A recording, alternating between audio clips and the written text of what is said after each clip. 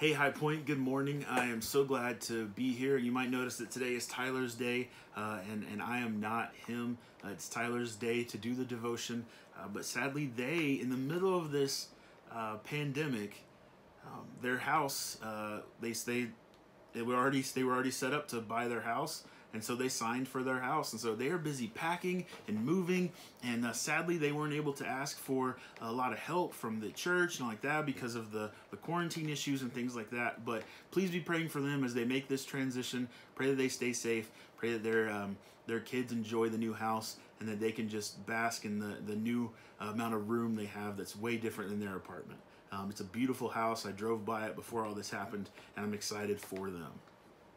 My devotion for you today is I wanted to talk to you about chapters, right? So not chapters in the Bible necessarily, but chapters in our life. Every time something changes, every time something stops being important to us and something else becomes important or takes over, then a new chapter in our life starts.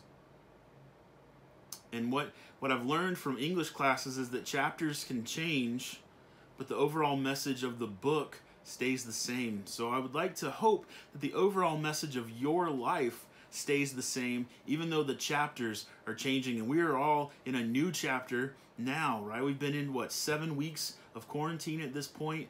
We may or may not be getting out of that soon. And so this is a new chapter in our lives. And even moving forward, everything will be changed by the chapter we just finished.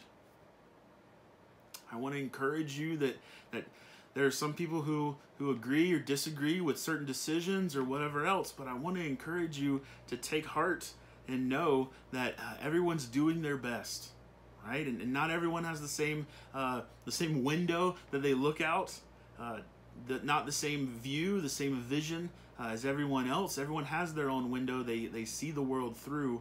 And so we have to take into consideration how that works and how we move forward. And sometimes what we think is right is not the best choice, but we know that God is in control and it is God's choice and He is calling the shots. When I was working on some homework to finish out my finals week of grad school here, I let music play, and whatever plays, and a song came on that the lyrics stopped me, and I had to pause what I was doing, start the song over, and really listen to the lyrics. And so I want to read some of those lyrics to you, all right? The song is called Chapters by Brett Young. And he says, truth is that we all got stories. Gotta fail on your way to glory. Takes time trying to get it right, but every future has a past. And right now I can hear God laughing. Guess He must have heard my plans and my odes. He thought it was a joke. He gave me more than I could ask. And I wish I knew back then that there's no perfect life and you can't hold back time. I wish that I could go back in time to when my grandfather was still alive. I wish I could go back in time when my friend Brooke was still alive. I wish I could go back in time to when I was in college. That was a blast, right? Those are things that I wish I could go back in time to, and when they were over, I was really sad. Because I thought I knew, no, this is the best time of life right now. I don't want to go past it. But guess what? I'm in Texas now. I have a wife. I have a kid. I have a great church community. And this is where I want to be. And I can't see anything getting better than this either. But I do know that there's another chapter. And so the harder I hold on to the past, the harder it's going to be for me to accept the future that Jesus has for me.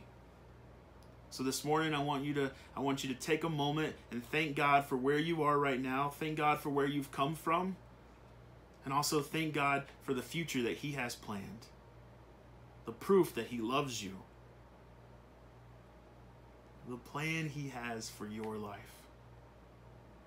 Thank you. God bless.